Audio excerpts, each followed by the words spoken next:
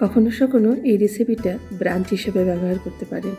এতে খাবারের টেস্টও বদল হয় আর স্বাদেও খুবই সুন্দর।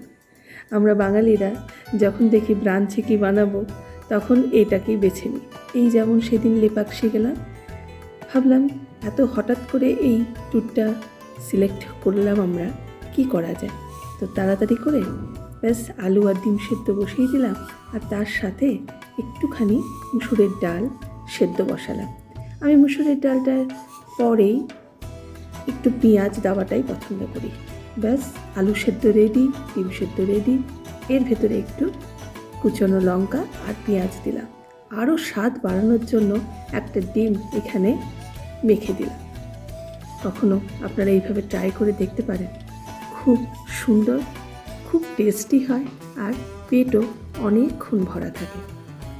তো ট্রাই করবেন নাকি এই দিন?